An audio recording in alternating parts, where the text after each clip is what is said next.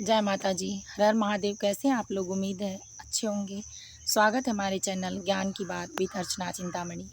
एक बार फिर से एक नए बात के साथ, एक नए ज्ञान के साथ चलिए जानते हैं धोखा। धोखा किसे कहते हैं? धोखा देने वाला व्यक्ति कैसा होता है और धोखा देने वाले के साथ क्या होता है? चाहे उम्र में वो बड़ा हो, छोटा हो, अपना हो, पराया हो या दूर का रिश्तेदार हो या खुद का पर्सनल कोई व्यक्तित्व हो। तो सबसे बड़ा ये है कि धोखा किसे देता है, क्यों देता है, आखिर उसका अर्थ क्या होता है और उसे दिलवाता कौन है? तो इस बात को जानते हैं, क्योंकि कुछ लोग ये समझते हैं कि हम दूसरों को धोखा देकर, दूसरों को गुमराह कर कर या मूर्ख बनाकर अपना भविष्य बना रहे हैं। तो सबसे बड़ी गलती यही करते हैं, क्योंकि धोखा देने वाला व्यक्ति ये समझता है कि हम दूसरों को धोखा दे रहे हैं, लेकिन वो ये नहीं समझता कि किस व्यक्ति को हम खो रहे हैं। तो धोखा देने में क्या ताकत होती है, सबसे पहले ये जानते हैं कि अगर कोई माँ-बाप है, अगर अपने किसी बच्चे को धोखा दे रहा है और बच्चा सही रास्ते पर है और गलत काम नहीं कर रहा है माँ-बाप के साथ, उनकी सेवा करने में पीछे नहीं हटता है, अगर ऐसा कर रहा है शुरू से और बाद में उसके साथ गलत होता है बुरा बनाकर, तो जो दंड शास्त्र के अनुसार माँ-बाप को मिलना है, मतलब बच्चे को मिलता है, वो माँ-बाप को भी मिलेगा। अगर यही काम कोई बच्चा अपने माँ-बाप के साथ करता है और माँ-बाप गलत नहीं है या गलत हैं, तो जो दंड बेटे को माँ-बाप को मिला, वही दंड बेटे और बहू को भी मिलेगा, बेटी को भी मिलेगा। इसीलिए माँ-बाप गुरु होते हैं, लेकिन अगर गुरु खराब है, तो ज्ञान भी खराब देगा। इसके कारण अगर बदला नहीं जा सकता है, तो छोड़ दिया जा सकता है। तो इनसे दूरी बनाएँ और अपने कर्म को मजबूत करें, आगे बढ़ें। आपको कोई दिक्कत परेशानी नहीं होगी। ये मेरी भी गारंटी है, शास्त्र की भी गारंटी है और आपके कर्म की भी गारंटी होगी। आप अपनी जगह पे अगर सही हैं, तो निश्चित है कि आपको कोई गलत नहीं ठहरा सकता, शास्त्र भी नहीं। चाहे कोई कुछ भी करे, आगे बढ़ते रहें। दूसरी बात, अगर कोई प्रेमी है किसी का और प्रेमिका सही है, लेवल की है, लोग जानने वाले हैं, चाहे किसी की पत्नी है, अगर वो धोखा देता है, तो उसकी विपत्तियाँ जो होती हैं वो शुरू होने वाली हैं। क्योंकि जो पुण्य कर्म में है वो तो निकल जाएगा, लेकिन पाप कर्मों के कारण जिसकी विपत्तियाँ शुरू हो रही हैं, उसको ग्रहण लग जाएगा।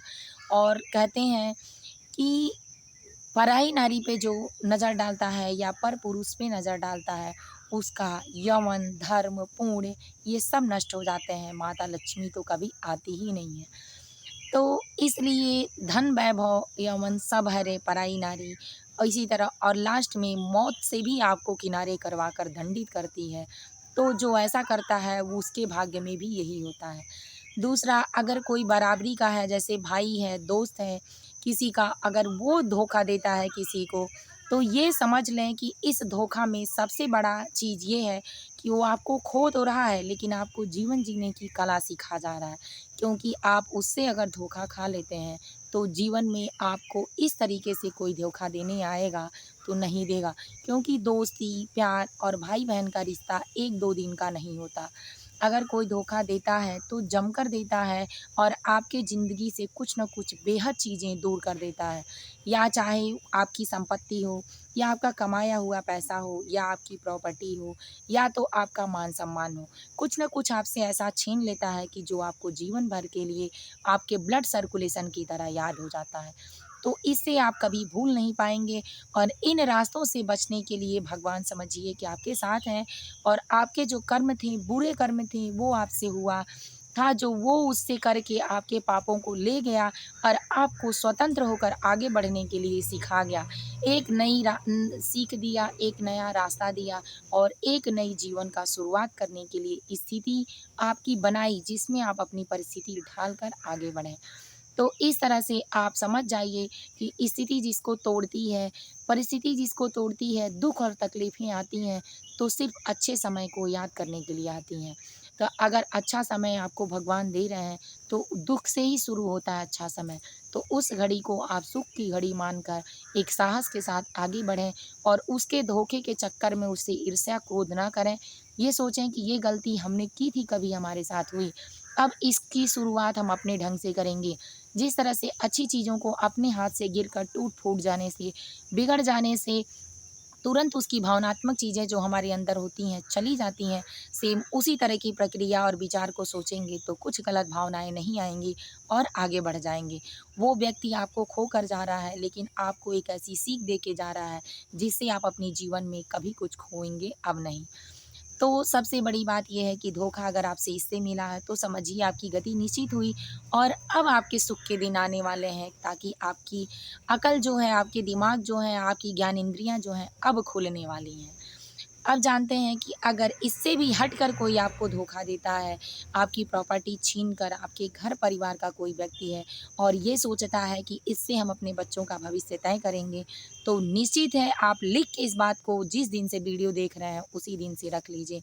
और 10 साल गरुड़ पुराण कहता है कि कोई कितना भी बेईमानी किसी से कर ले, चाहे जितनी उसकी संपत्ति ले ले, 10 साल से 1 दिन, 1 मिनट, 1 सेकंड भी नहीं होगा कि जिससे उसकी परिस्थिति ढल ना जाए। उसका भगवान के अनुसार भी मटिया मेट हो जाएगा, कभी अपने जीवन में आगे नहीं बढ़ेगा, उसके बच्चे बिल्कुल प्रोग्रेस नहीं करेंगे।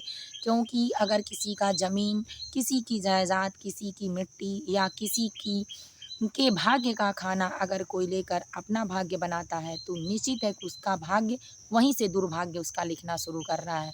उसके पुण्य कर्म जो हैं वो उसको आनंदित कर रहे हैं उस समय कि मैं बहुत अच्छा हूँ, बहुत आगे जा रहा हूँ, मेरे पास ये चीज़ें हैं। लेकिन वही चीज़ जो आपसे छीन रहा है उसके दुःख का कारण बनेगा। तो इसलिए आप देख लीजिए कि जिस बच्चे का साथ एक उदाहरण के तौर पे कह रहे हैं, बिल्कुल वीडियो को गलत मत लीजिएगा। क्योंकि जिस बच्चे का साथ माँ-बाप ज़्यादा देते हैं या गलत तरीके से देते हैं, जो जिसकी सहायता में ज़्यादा जीता है, जो अपनी सत्ता ज़्यादा बनाता है, उसी की सत्ता पहले टूटती है और वही सबसे ज़्यादा कमज़ोर होता है। क्योंकि आप देखे होंगे कि जिसको बुरा बनाकर, जिसको खराब बनाकर, जिसको कामचोर कह के, जिसको बुरा करके बाहर किया जाता है, वही एक दिन खरा सोना बनता है।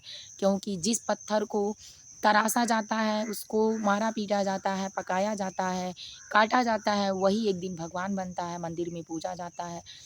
जिस जिसको ज़्यादा सताया जाता है, कमज़ोर समझा जाता है, जिस बैल के कंधे पर जुआँटें रखकर खेत में चलाए जाते हैं, वही बैल फल को देने वाला होता है और साथ चलने वाला होता है। क्योंकि बैठने वाला, सुखी जीवन यापन करने वाला और खुद को स्वतंत्र और सुखी मानकर किसी का छीन कर हक खाने वाला हमेशा दुखी होता है। क्योंकि करोड़ों की संपत्ति होगी, कितना भी धन होगा, अगर आप मेहनत नहीं करेंगे, सही तरीका नहीं होगा, तो वो आपको आनंदित कभी नहीं करेगा। जिस तरह से एक बीज को, अगर एक पाप कर्म को किसी खेत में डाल दीजिए या किसी के कानों में डाल दीजिए, तो अनेक बातें लेकर आती हैं, अनेक बीज एक फल में लेके आते हैं। सेम उसी तरह से ये प्रक्रिया भी है भगवान की। अगर आप कुछ गलत बोते हैं, तो कल पूरे बीज और ब्याज के साथ लौटने वाला है।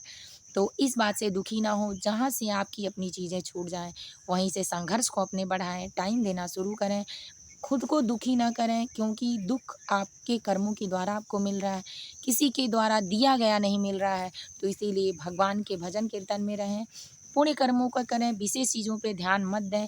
जो आपके रास्ते के अगल-बगल काँटे हैं, उसको हटाने की कोशिश ना करें, क्योंकि जंगल में शेर वहीं रास्ता बनाता है जहाँ किसी का आना-जाना नहीं होता। तो आप ये समझिए कि आपके साथ अच्छे लोग किसी के ख़ास नहीं होते हैं। शास्त्र भी कहता है कि जो लोग अच्छे होते हैं वो सबके ख़ास नहीं होते हैं। जो बड़ी गाड़ियाँ होती हैं उसमें सीटें नहीं होती हैं, उसमें सीटें कम होती हैं। जो लोग अच्छे होते हैं उनके दोस्त कम होते हैं। तो ये समझिए कि आपके दिन अच्छे आने वाले हैं, इसीलिए आपके साथ कोई अच्छा नहीं है, साथ देने वाला नहीं है, आपके दोस्त कम हैं, आपके रिश्तेदार कम हैं। तो इन चीज़ों को मोटिवेट करें अपने अंदर। उम्मीद है कि मेरा मोटिवेशन और मेरा सलाह एडवाइस आपको अच्छा लगा होगा। तो चैनल को लाइक कर लें, कमेंट ज़रूर करें कि वीडियो कैसा लगता है। प्लीज़ शेयर करना बिल्कुल ना भूलें। जय माता दी, हर हर महादेव। खुश रहें, सुखी रहें, स्वस्थ रहें। अगली वीडियो फिर इसी ज्ञान के आधार पर मिलेगी।